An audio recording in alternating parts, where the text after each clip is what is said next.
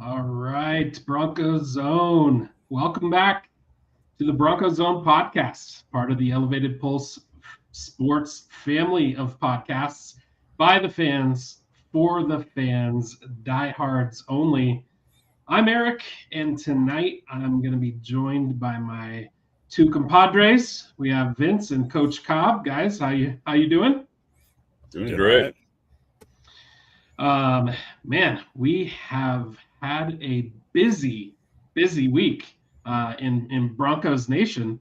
Um, a lot to talk about tonight. I know we have a couple of different segments. We're going to talk, do a little bit of trivia. We have some Broncos news. Probably going to talk a little bit more Broncos news than we generally do, just because of how much is going on over the last 7 days. Some of the news has been great, some news not so great. So, kind of more to come on that. I know we're going to dive into the details in our second segment, the Broncos news. And then later in the show, we're going to do our deep dive into the defensive line position recap from last season. So the D line, definite strong point from last year's team. Obviously we're going to go through position by position, kind of hand out grades for the individuals. So a lot to get into tonight. We definitely encourage your guys' participation. Post in the chat. Comment, give us things to talk about. If you have stats or things you want us to go over and cover, make sure to throw them in the comment section. We'll be watching that as well. But first, as we always do, kind of what's the old saying? As we always do about this time, we'll jump into some Broncos trivia. So, talked a little bit about we know the Orange Crush. Orange Crush was officially back last year. Our defense had 68 sacks in the regular season. That put us at fifth all time in NFL history, chasing that 1984-85 Chicago Bear record of 72. I thought we were going to get there for periods of time in the season, but to come up four short was a little bit of a bummer. Everybody knows, that the defense as a whole, we're when it comes to pass rush, it's usually the edge rushers, the Nick Bonitos and the Jonathan Coopers. More on him a little later. But in the trenches, man, that's where the game really took over. We had John Franklin Myers, we had Zach Allen. They put their stamp on things last year. They were really the foundation to that Broncos defense. They gave the Broncos really a kind of a dynamic ability to not just have to rely on those outside rushers to be able to get to the quarterback. So tonight's trivia question, it's kind of a two-parter statistical question. I typed it up here. It sounds kind of corny, but this is what's really going to weed out the casuals from the true film junkies, or maybe just those that have a good memory. So first part of the question, to break the all-time franchise single-season sack record on Christmas Day against the Chiefs, it took a combined effort. Which two Broncos shared the historical half a sack each that officially broke the franchise record? I will let you guys think on that one for a second, and then we'll jump into part two after we answer the first one. That's a good one. I mean, I'm gonna throw out there and say Zach Allen was that's half kind of of my the for me. sack. Zach Allen was honestly, he was the first person that came to mind when I was thinking about this question, but he is not one of the two. I will tell you, the two guys, they're not going to be the big name guys. And remember, they're not necessarily defensive linemen. This is more just a whole, open to the entire defensive question. Okay. That almost makes me wonder if we got them on a corner blitz, or I know we use Huafunga a lot rushing the passer this year. Man, I don't know. I don't want to just start naming off players from the defense. Doesn't feel like in the spirit of a good trivia question, but I'm struggling to think of who specifically did it that game.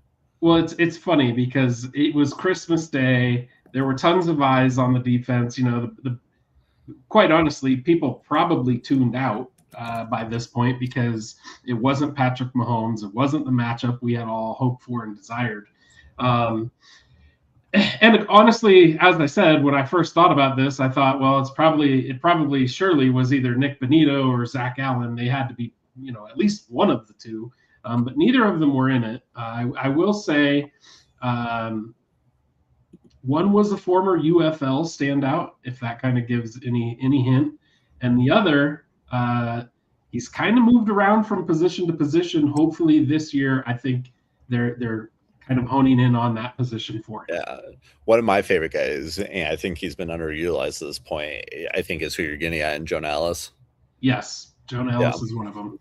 I not to go off on a tangent, but I hope they leave him on the edge. I really like him out there, particularly against the run. I think he's a great pass rusher too, but he seems particularly good against the run. But I digress.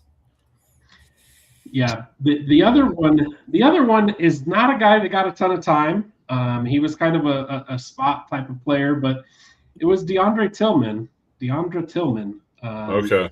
They both met at the quarterback, and I'm not even going to try to remember what the quarterback's name was for the Chiefs on that game on Christmas Day. I know I would murder it when it was Chris. What?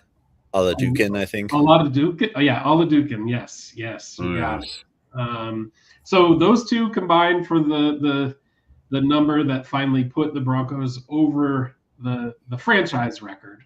And then part two of the question. So the defining trait of the 2025 pass rush was just the insane depth that the Broncos had. So to the nearest whole number, obviously they count half a sacks, but to the nearest whole number, how many different Bronco players recorded at least half a sack during last year's regular season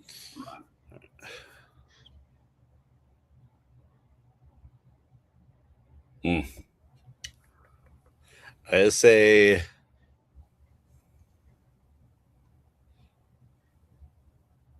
I'm going to say 11. And my thinking is I'm assuming 4 guys from the edge position got at least a half a sack. I'm going to assume that somewhere between 4 to 6 from the defensive line got a half a sack. And then people sneaking in from the secondary.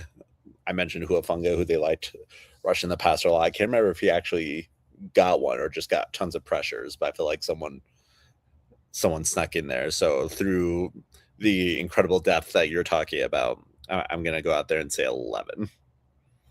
I was going to say, I'm going to go just thinking about the number of guys that rotated through, injuries, opportunities, things like that. I'm going to go along the lines of 17. Both very good guesses. The number is 16. 16 guys recorded at least a half a sack. So with regards to the breakdown, I mean, I won't go through the names and the numbers because I don't want to take up too much time on this, but obviously the edge rushers, we had 4 guys. Those four guys on the edge combined for 30 and a half sacks. Wow. Then you had your interior defensive linemen, those 4. So it's John Franklin Myers, Zach Allen, DJ Jones, and Malcolm Roach. They combined for 18 and a half sacks. Wow. Then you have the off-blitzing linebackers, so your Justin Strnad, Cody Barton, and Alex Singleton. They combined for 11 sacks. And then you had your secondary. You had Jaquan, Riley Moss, B.J. Locke, Brendan Jones, and Hufunga. They combined for 8 sacks. So I think those numbers actually include the postseason as well. But, I mean, that just – when you're getting that type of production from essentially every group on the defense, I mean, man, that's what you want. I mean, that is why Broncos, are a perennial, top 5 defense in the NFL. And Vance Joseph and his schemes, he does a great job of not just having the guys on the edge, but he's got the guys up front as well.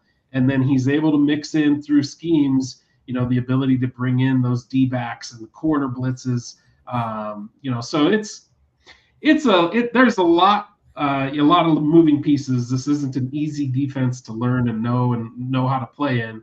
But man, when it's clicking, it's a fun thing to watch. For sure.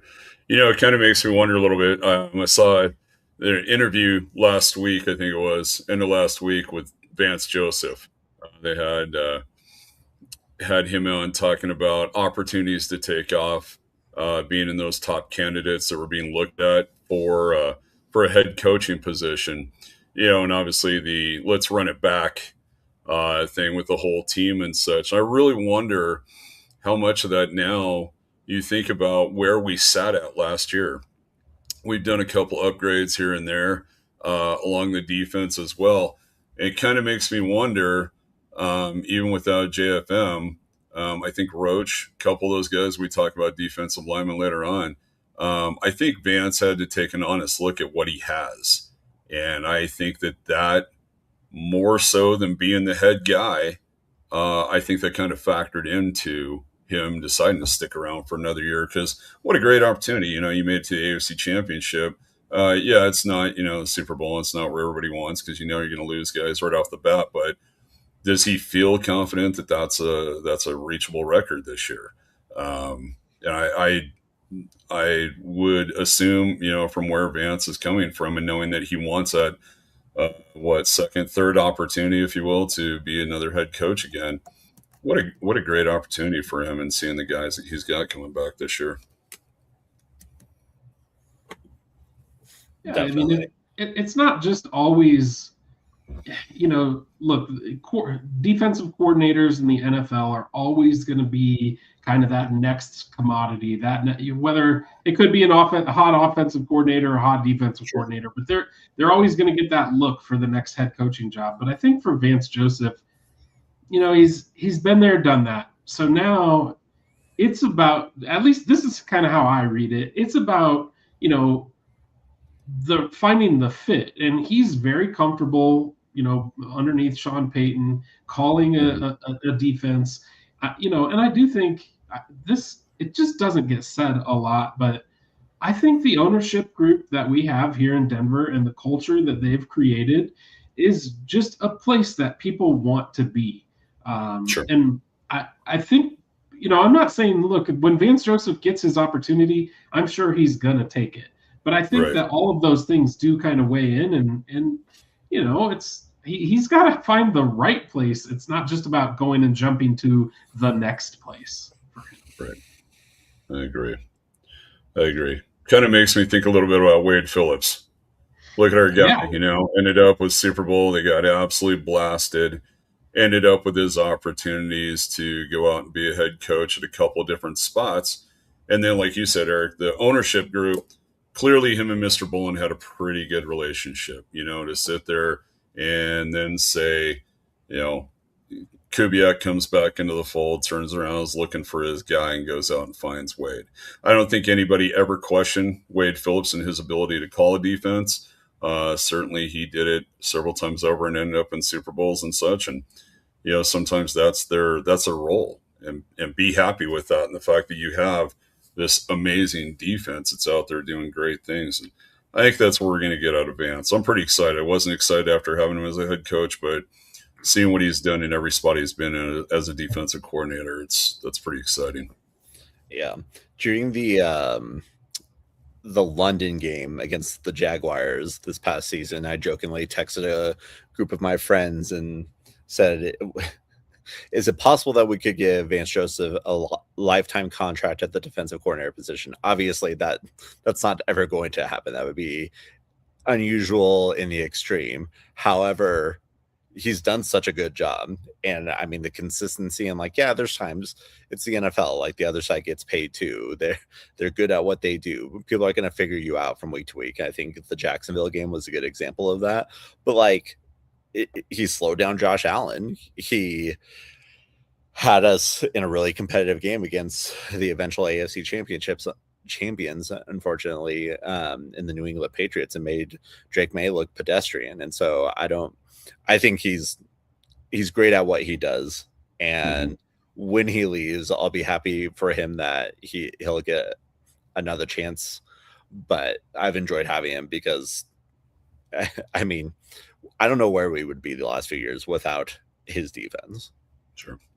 Yeah, agree fully. I mean, think back how far have we come from the I don't even remember the ESPN reporter's name. I know he was a young guy, but the Vance Joseph having the greatest time of his life on the sideline as his first time as a head coach to where we are now of his life. Exactly.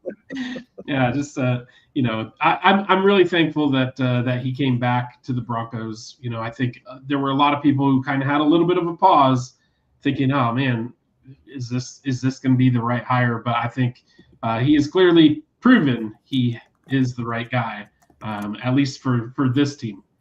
Sure. All right. Well, as I mentioned, there has been a ton of Bronco news over the last 7 days. Some good, some bad. So let's just start with, I guess, the not so good news, the Jonathan Cooper news. Vince, I know we saw about a week and a half ago notes come out about an arrest, and then I was actually on vacation last week, and I was just going through Twitter and saw he was arrested, and I was like, "Oh, this is just old news." And then I looked at it again, and I was like, "No, he was arrested again." So, what's your? I guess, do you have a take on it? Do you have any notes? Anything you want to comment on? Kind of what's going on with Jonathan Cooper? I mean, what's hard for me in these situations is the safety of the people involved. I mean, like that's first and foremost. I don't know the details. Probably will never know the full story, and for the protection and the privacy of the people involved, that's probably how it should be. I want my main priority is the safety and appropriate justice be carried out, regardless of what happens. If he's guilty, I hope that justice is served. If he's innocent, I hope that comes out and things are sorted out.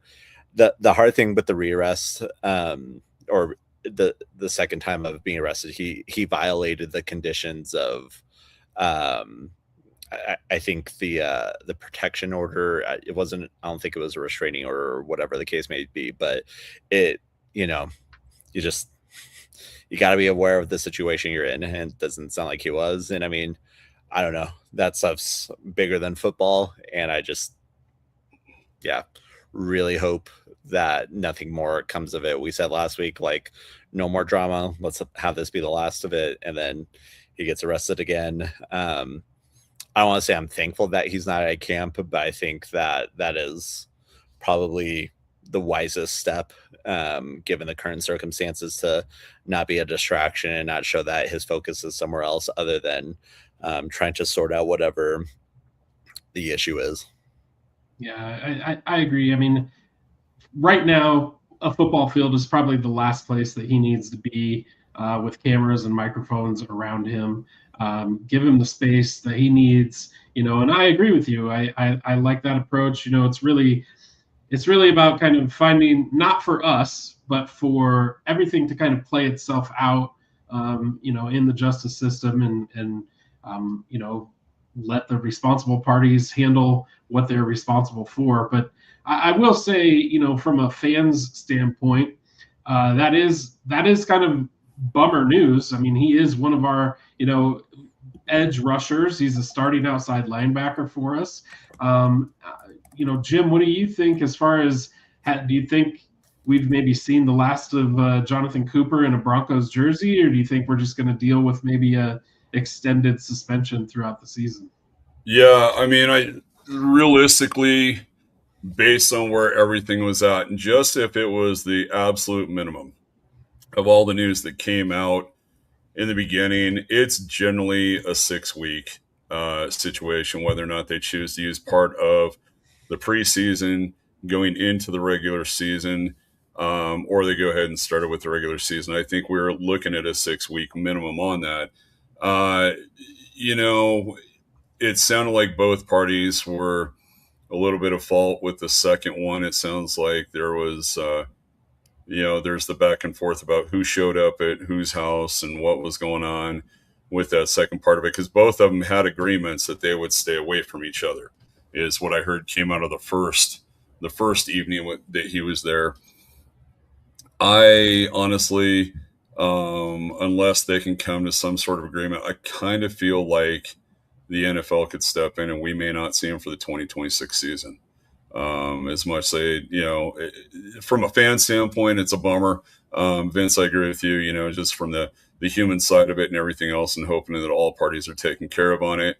It's just a bummer to have to go through it. But I think the NFL has seen enough of this stuff. They talk about it in the rookie symposiums, all the different things that players can do to protect themselves, things like that. Obviously, not being in the room and seeing what the situation was between two people. They're really, at the end of the day, the only ones that really know what happened. But you hope for the safety. But I think that if the NFL, maybe it's 8, that could be another possibility too. But unless things really get worked out and they can figure out to come to a happy medium, I don't know. We'll see Cooper sign up for or see him in uniform for the 2026 season. That would be a huge blow to the Broncos for sure.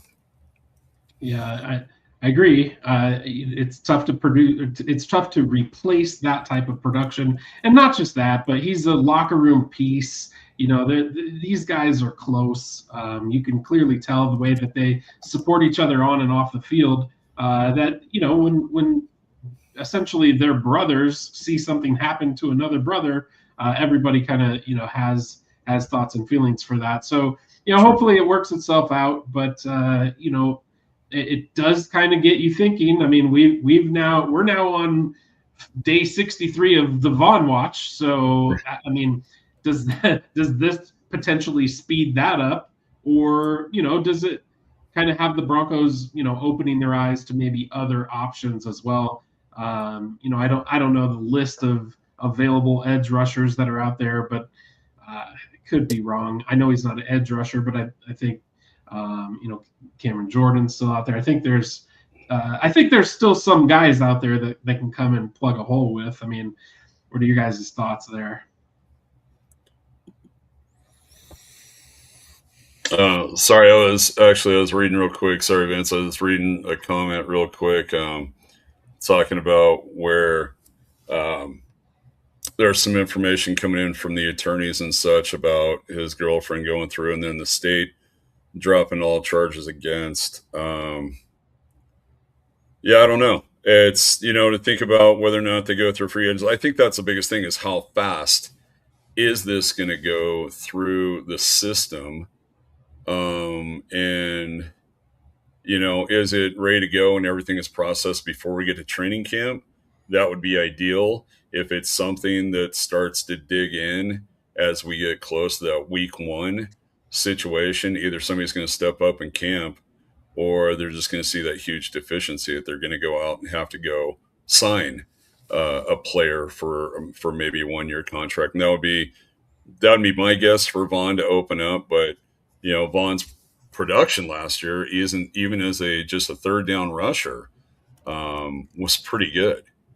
So I think one would have to look at the possibility of Vaughn coming in. But I don't know, as far as free agents, if it's worth it, or we just go with the young guys and we get it figured out. There's Sternad and a bunch of guys that are looking to take that next step. There's a few guys out there, and our new middle linebacker, our new rookie out there. Maybe that opens the door for him. He turns around, they shuffle a few guys around and just keep the team intact and in-house. I do think it opens the door potentially. Vince, you talked about it earlier with Caden Ellis. Exactly. Yeah. So I think that's an opportunity. I look. Bottom line, I guess we'll turn the page from Jonathan Cooper, because there was a lot more better news than that. But let's just hope that everything kind of works itself out, and we see him on a field in 2026 because he is a key part to the Denver Broncos. And if that doesn't happen, then it is what it is, and I'm sure the Broncos will figure it out internally. But let's talk about some brighter news. So mandatory minicamp started today over in Dove Valley at the Broncos training facility, and lo and behold, the Broncos were led out onto the field by their starting quarterback, Bo Nix. I know it was just kind of in a limited capacity today with regards to his reps. He didn't take any team reps, but man, it was just nice to see him out there running, throwing a football. It kind of, at least for me, not that I had a ton of doubt, but it squashed all doubt in my head that he wouldn't be ready. He's definitely barring any sort of setbacks in the preseason, he looks like even Sean Payton said he looked good, and he's clearly going to be ready for training camp. So I think, for me, that was exciting. I'm sure you two kind of probably hold the same fervor when it comes to our starting quarterback being out there, because I don't think we really want to see how far Jarrett Stidham or Sam Ehlinger can take us. No, not at all. And it's no disrespect to those guys, but I mean, yeah, I mean, I'm not going to say this offense has been built around Bo, but we saw the difference of what it looks like without Bo. And I mean, yes, that was a really good New England Patriots defense, but we needed something else, and we did not get that. Yeah, I'm happy that he's able to be out there. It's still early days in terms of what he's probably able to do. But I saw something. Someone asked him a kind of question of like, is there anything you're worried about? Or is there anything you're concerned about? Something along those lines. And his response was that I may be even more mobile than I was before. And so, I mean, I like the lighthearted approach. I don't think he's at all a lighthearted guy in terms of work ethic and taking his health seriously. But I enjoy that, his mind. I never worry about where Bo Nix's mind is. It seems like it's always in the right place and very rarely far away from football. Yeah, he had jokes today. That was nice to see.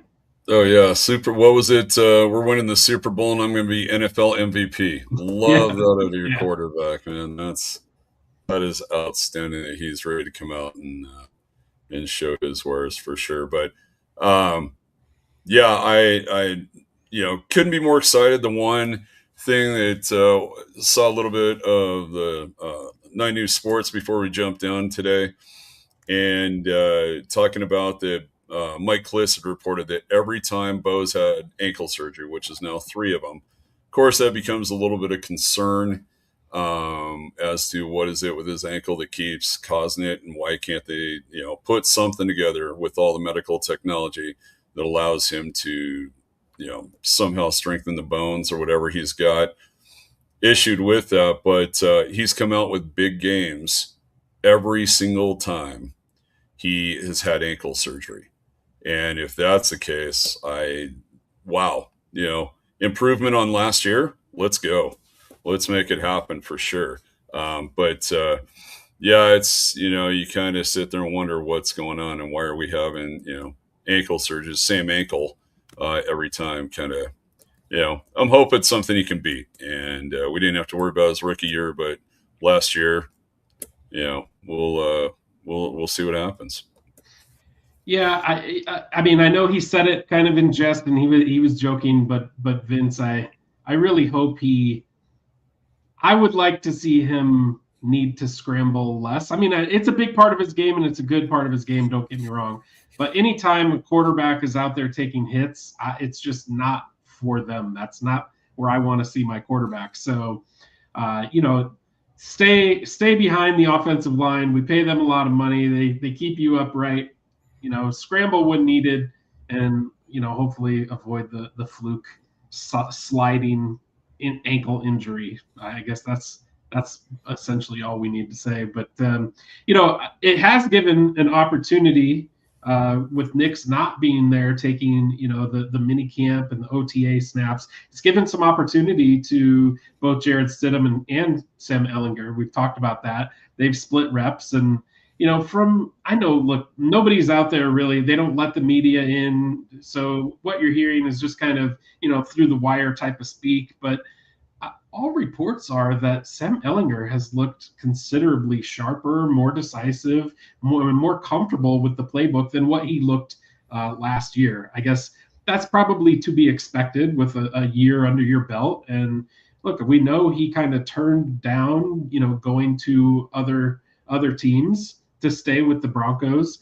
Kind of curious what your guys' thoughts are. Is there a developing story there around, the backup quarterback position? What do you think, Jim? I would say yes. I think there should be.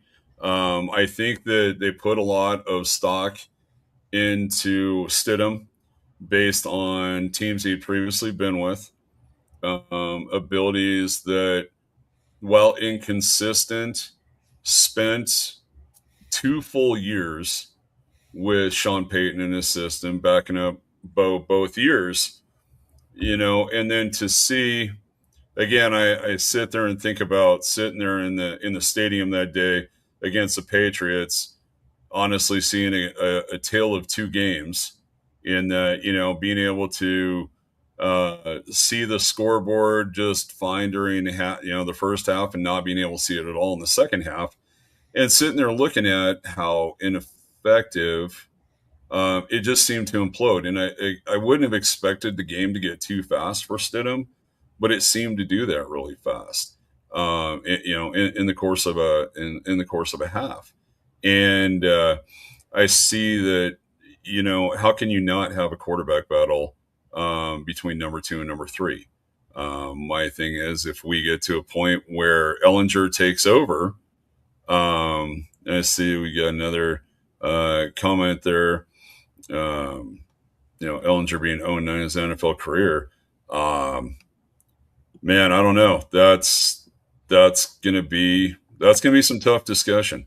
I'm actually pulling for Warner's kid. I hope he comes up out of nowhere, turns around, takes over. But we do need to have somebody that's confident. Again, we're going to hope that this is a fluke situation. Even Elway missed a bunch of games in his career at times for seasons and came through and obviously did all the things that he did for us. But what a backup he had in Gary Kubiak, and seeing what he was going to go. Who would have ever thought Osweiler?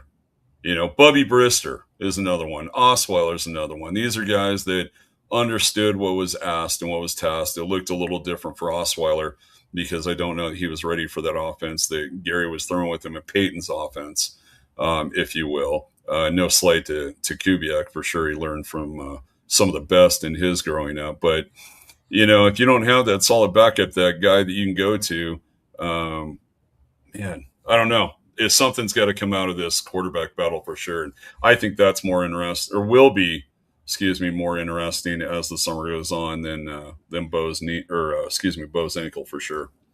Yeah, I really appreciate this comment from Cornbread Amos. It says the important part is no matter how Bo Nix could get hurt, it's who's going to carry them over the finish line. Guys, Ellinger's up because the optic on Stidham is down. I don't fully agree with that. I think it's a good point. From my perspective, is Stidham gets paid a lot of money to be a backup quarterback for the Denver Broncos. And I think they're probably I know that they're fully aware that Bo is sort of on the clock for an extension within the next couple of years. And so do you want to start trimming things down now? It's not a bad idea. And I mean, Stidham is one of the most highly paid backup quarterbacks. And I mean, I'm not trying to throw shade at Jacoby Brissett, but I mean, you look at the Arizona Cardinals and they're expecting Jacoby Brissett to be the starting quarterback. And I mean, he's had some quality moments in the NFL, but like, Would somebody like Jared Stidham, who is on a high backup salary but still a backup salary, would that be worthwhile bringing in? Or are you ready to hand it over to Beck from the University of Miami as a rookie? I don't know. Carson Beck, I can remember his first name. I don't know. This reads to me like a classic NFL PR play to get the fan base behind Ellinger for when they dump Stidham to some other team, and we feel comfortable with having Ellinger as our backup. That's my read. I don't know what's going on. I don't have a crystal ball, but if I had to pick one lane and say what I think was happening, it's they're going to move on from Stidham in some capacity, and they are there's a PR bus behind Ellinger right now to help us feel comfortable going into the season with that as our number 2. Yeah, I look, things will shake themselves out. I have the utmost confidence in our staff to find the guy, pick the right guy. But I don't see us carrying 3 quarterbacks. I really don't. And I do think you make a great point about Stidham. That contract is pretty high or pretty large, and is there room there to find something else? Cornbread Amos, you're bringing the heat tonight with the comments, but saying, look, the Eagles need desperately a safety, and we need a viable QB2, Entertainer McKee and Brandon Jones. Look, I'm not a GM, but I think Brandon Jones he's a guy I like, but is he a guy that moves the needle on this defense? I mean, we could probably find another guy on this roster that can fill in for him and take his spot. So look, there's going to be moves. I think that's kind of the common theme here, is that there's going to be moves that are going to be made when things start to shake themselves out. And that kind of leads us into, I don't want to spend a ton of time because I know we really only have about 20 minutes left to talk D-line, but as far as kind of the last news story, we did have our coach sign an extension. They just released the 5-year portion of it. They didn't really give a dollar amount, but it keeps him signed through the 2030 season. So, look, for me, I'll just kind of high level this, as far as what I think that really, solidifies. Look, Sean Payton has taken the team to back-to-back playoff appearances. He's led the Broncos to a 14-3 record. In 2025, captured the first AFC West division title in 10 years, and we hosted the AFC Championship game. He's overseen, granted, that's Vance Joseph's defense, but everything rolls up to Sean Payton. So he's overseen that explosive defense. We set the franchise record for sacks in back-to-back years, by the way, 63 in 2024, 68 in 2025. We've got Pat Surtain as the Defensive Player of the Year. We've got Nick Bonito as the Defensive Player of the Year candidate. And it really, with Sean Payton, he's kind of, thrust the Broncos back into the national spotlight.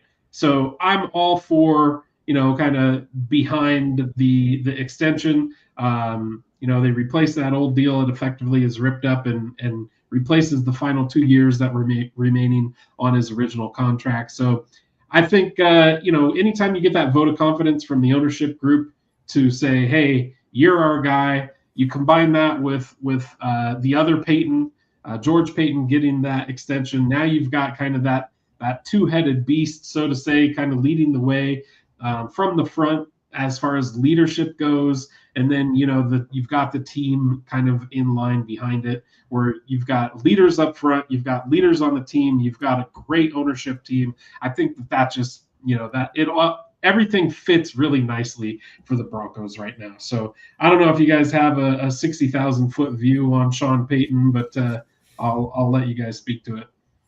I have lots of Sean Payton commentary at the ready at all times, most of it not positive. But in terms of his leadership, I think he's a great football coach. I will say I was surprised. He's already the 4th oldest coach in the NFL. And I mean, ahead of him are the 2 Harbaughs and Andy Reid. I don't think Andy Reid is going to be around too much longer. So when Andy Reid retires over the course of that contract extension, Sean Payton's going to be the third oldest quarterback unless somebody else jumps him in line. So, I mean, to give the fourth oldest head coach in the NFL an extension was surprising to me. And this read like a situation of he found his guy and he was going to sort of ride out the extent of Bo's rookie contract, because more often than not, that is when the best opportunity for a winning window, a championship window is when when you found your franchise quarterback and you have them on their rookie contract. And so I was expecting him to retire around that time and then kind of find someone to sort of take Bo into act 2 of his career and maybe be even more so the focal point of the offense, but it doesn't seem like we're going that direction. That doesn't mean he can't retire at any point, but he doesn't strike me as someone who would retire in the middle of a contract unless things went down or went south really quickly, sort of like they did in New Orleans. Yeah, my take on it is, we were talking here a couple of years ago, obviously with the Russell Wilson deal. George Payton wasn't our guy, came on after doing some really great work with the Vikings. And now to sit there and look at it, they talked about Coach Payton and Mickey Loomis having such a tight relationship there. And I think that at this point, you finally said, okay, George has got this, and George's starting to do some special things. And now you've got, I think that in order to lock those two up, yeah, you got a 5-year deal. Does he do the 5-year deal? I'm feeling more like 3. But we got him locked up for 5. We'll see what happens, because I think realistically, if we don't have a Super Bowl in the next 3 years, I think we're spinning our wheels, to be quite honest with you. Just seeing what they built, seeing where Bo is, where his age is going to be, where he'll be at that period of time, seeing our defense, some of those guys, the Jared Allens will potentially be gone. Some of those things they'll have to start replacing. And I think if they can't keep it and they can't get that Super Bowl in the next 3 years, then I don't know if that 5-year contract, I don't know. We'll see in 3 years but I think you got to give it 3. I don't think you can roll with 2 and be done. I think you got to give it the 3 and see where it lays out. Yeah. Interesting things to come. We will see kind of how it all shakes out, but we know who our coach is. We could say that it's time to kind of work on the rest of it. We'll see, where it takes us. But I agree. I think we kind of have that 3-year window right now. That's what we're looking at. But all right, let's shift focus really to what was supposed to be the main topic of tonight. I know we kind of got overwhelmed. Like I said, there was a lot of Bronco news in the last week, so apologies for not being able to break down the defensive line maybe as in depth as we wanted to, but we really wanted to make sure that we touched on all the different news. And there were some things we even left out. So we'll leave that for the next show. But when we talk about the defense and the defensive line specifically, the interior defensive line, it was just incredibly disruptive last year. Vance Joseph did not have to, consistently manufacture that pressure with blitz, the exotic blitzes that you hear other teams coming up with. Really, he just played aggressive, sticky coverage on the back end with Surtain and Moss. But he really just knew that the 3 guys up front were going to just collapse that pocket organically. And what it led to, again, tip of the cap to Vance Joseph, but the 2025 Broncos defense was elite. I mean, we finished number 1 in sacks at 4 a game, number 1 in red zone efficiency at 42%, number 3 in points allowed at 18.3 points per game, and it all just starts in the trenches. So I kind of made some quick notes. These are kind of the top 8 guys. I think there was maybe a couple of other guys sprinkled in here, but these are the names everybody was familiar with. Zach Allen, he played 797 snaps. We called him the alpha anchor. You had John Franklin Myers. He played 517 snaps. He was kind of that chess piece they moved all over. DJ Jones, 431 snaps, the block eater. Malcolm Roach, 401 snaps, the run stuffer. Gosh, Vince, help me out. How do you pronounce Ruzarike? Ruzarike, thank you. 409 snaps, the heavy pocket collapser. Jordan Jackson. Then you start to get into guys who were kind of more spot guys. Jordan Jackson, 85 snaps, kind of more of a developmental guy. Savion Jones, a rookie, the high efficiency rookie, and then Matt Hennington.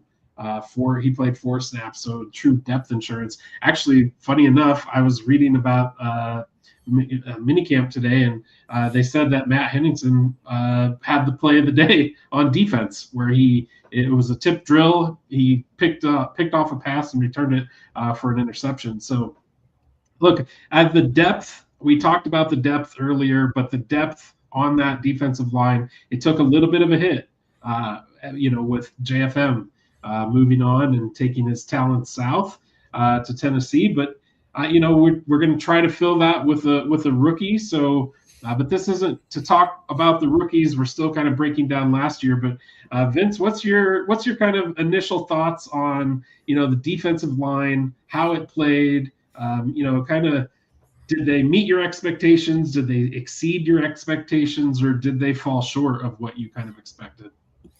Yeah, it's an interesting question, because I don't, particularly in a 3-4 defense, how do you gauge expectations? And I mean, the way 3-4 defenses were talked about when I was growing up and playing football is the front 3 are essentially blockers for the 4 playmakers behind them. And that may have been, I can say that's outdated now, and that may have been a simplistic way of putting it at that time. And so I don't think we can use that here.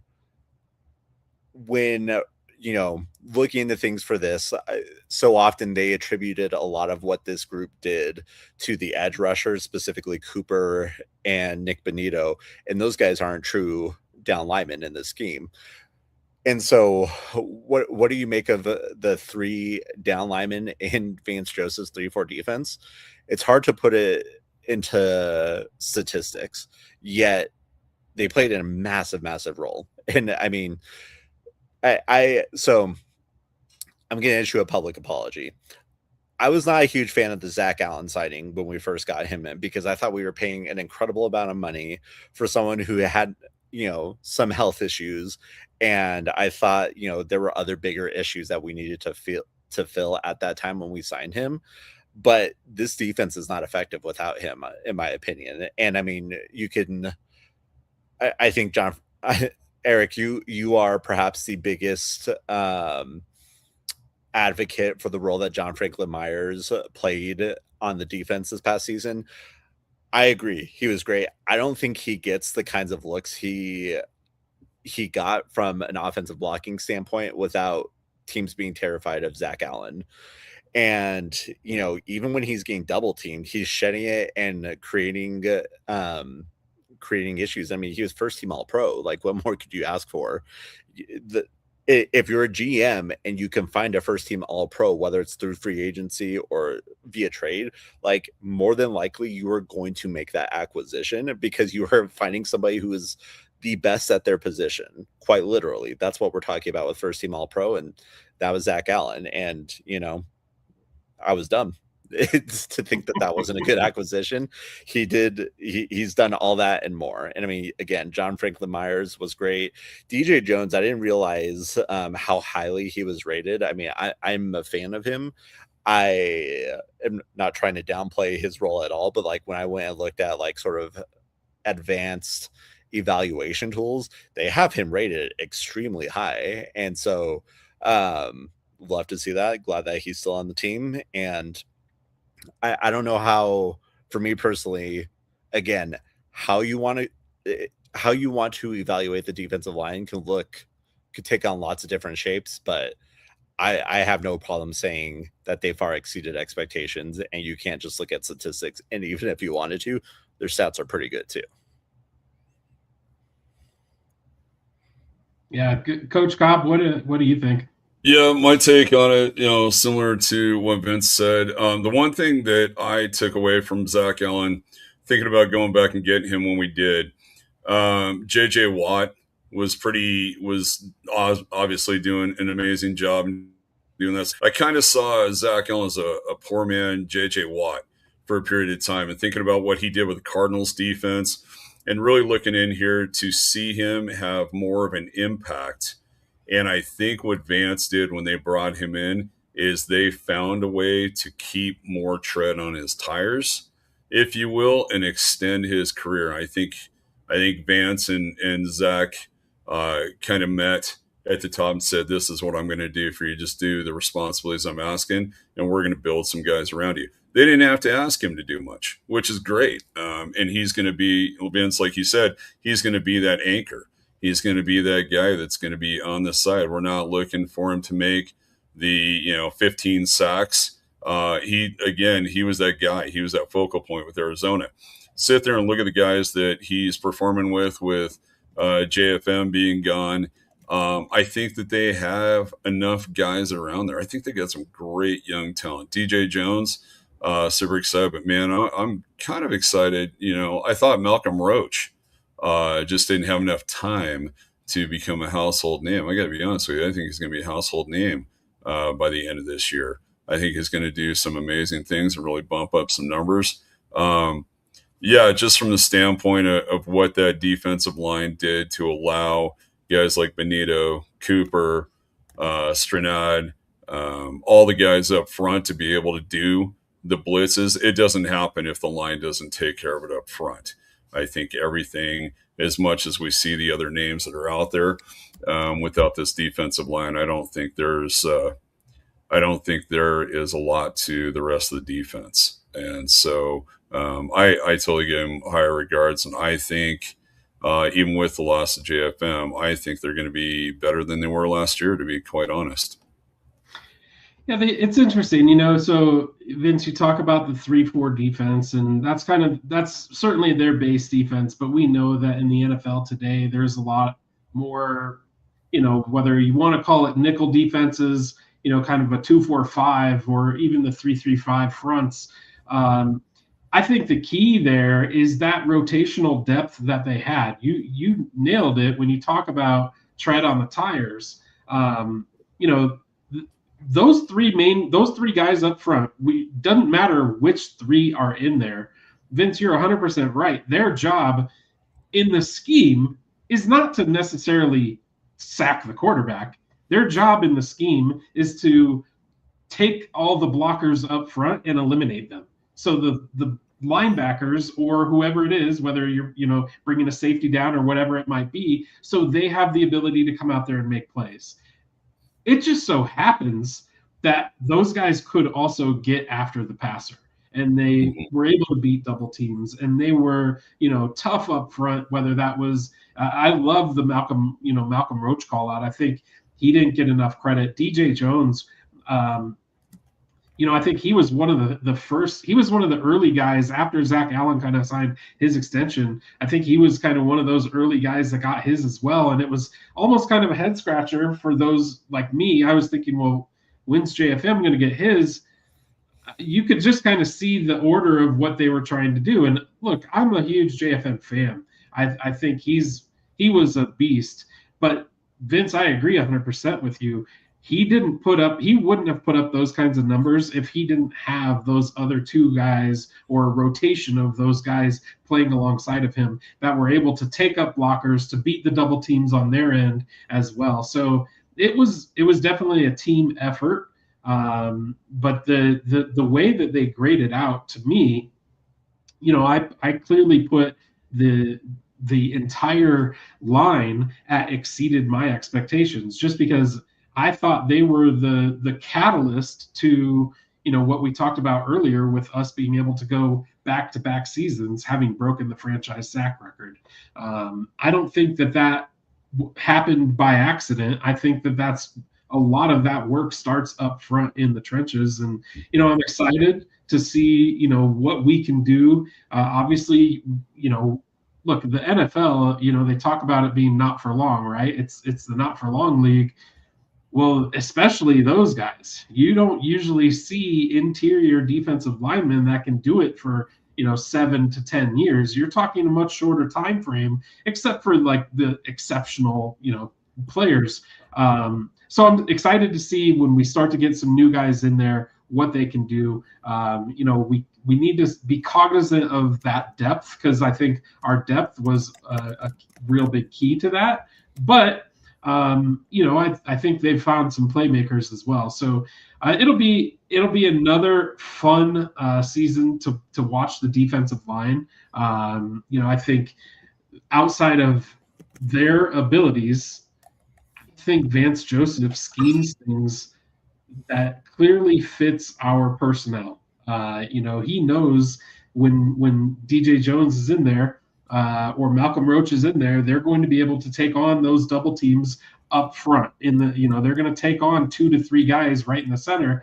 And if you can get Zach Allen in a one-on-one, or Uzuwerke, gosh, I murder his name. If you can get him on a one-on-one, look, even Savion Jones, he played limited time, but his numbers were kind of, I won't say they were off the charts, but they were eye-opening.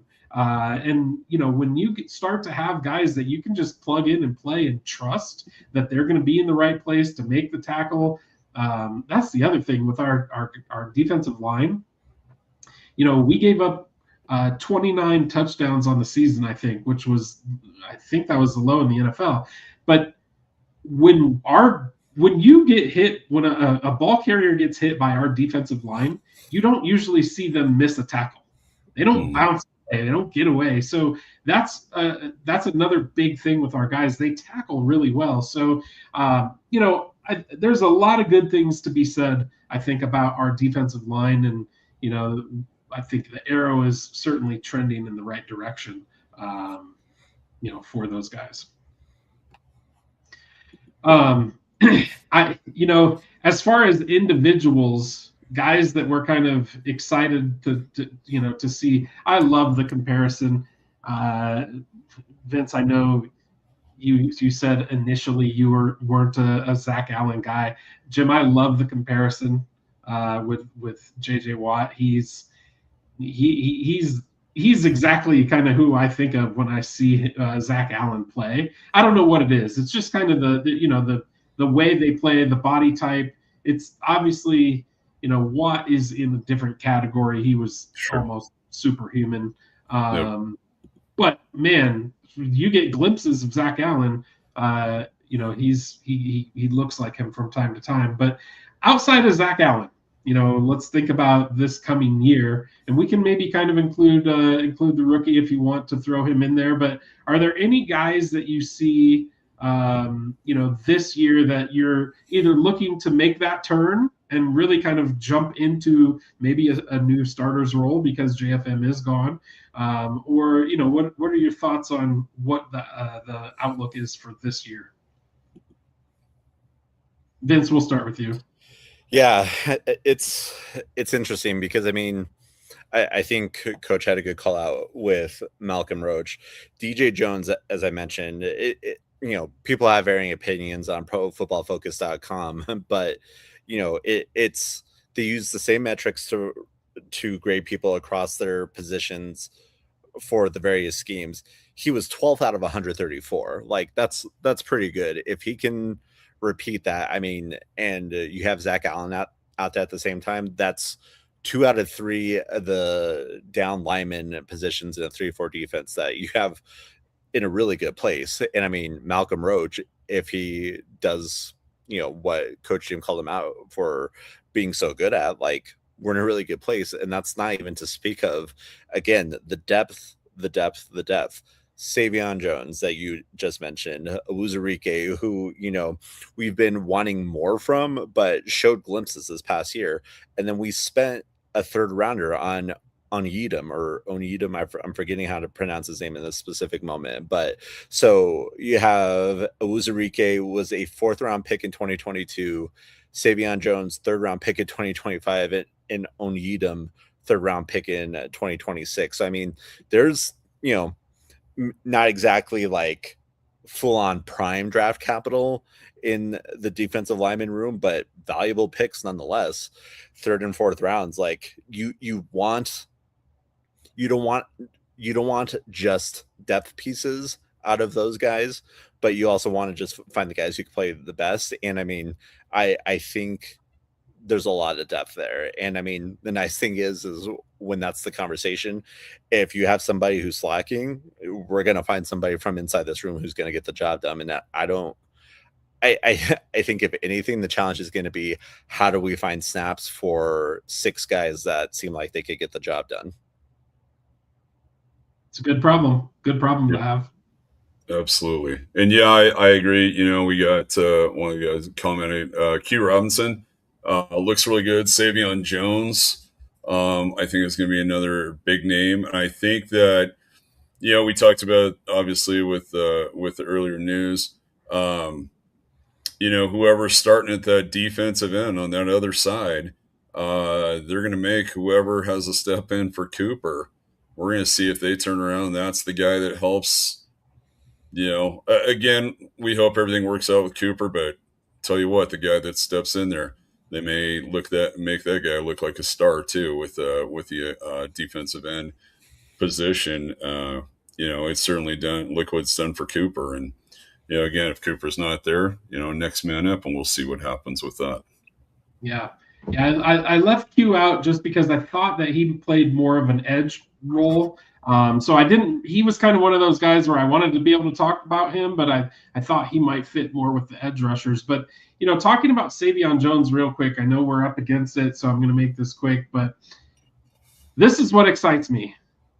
He played 33 snaps. I get it, super small sample size, but in that super small sample size, he generated 3 pressures. Doesn't sound like a ton, but when you're a film watcher, if you can get a guy who is able to get pressure on a quarterback on 10% of the times that he's in, that's a pretty good win ratio, and I think the Broncos will take that. You know, even as a rookie, he had against the Chargers, if I remember correctly, he had a fumble recovery that was kind of a crucial play in the game. So, look, those are the kinds of guys. I agree with you. It's more about the depth with this team, because I think we will have kind of that good problem, so to say, where we're having to find time for 6 different guys to try and get out there and, you know, and make plays. But look, that's better than the alternative of not being able to have anybody that can get out there. I mean, we've had those years as well where it's just like, man, another game where we didn't get a sack, and so I like this version of the Broncos a lot better. 100%. For sure. Well, I know as I said, I know we're a couple minutes over, but really appreciate everybody for sticking with us tonight. I know we didn't, like I said, didn't break down the line as much in depth as what we wanted to be able to do, but I do think that the cause was worthy. We had a ton of different Bronco news to talk about, and it was really good stuff, things that we wanted to make sure we were able to talk about. Vince and Jim, really appreciate your guys's, as always, your guys' input. It's second to none. Put you guys up with anybody in the mile high when it comes to, you know, Broncos knowledge and insider information. So really appreciate it. Look, for everybody else out there, I'm sure if you're listening this far, you probably already follow us on all the socials. But if you don't, make sure you follow, make sure you like, make sure you subscribe. Make sure you comment whenever you see things get posted. We're much more active out there on different social sites nowadays. So give things a share, give them a like.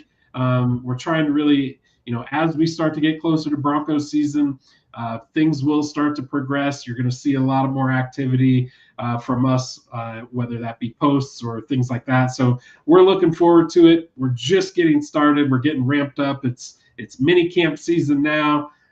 Training camp is right around the corner, and then the next thing you know, it's going to be August, and we're going to be talking preseason and regular season football. So can't wait for those days to come. Sure. But everybody else, I will speak for Vince and Jim and say thank you guys for joining tonight, and stay safe this week. We will talk to you next week. Thanks, everyone. Take care, guys.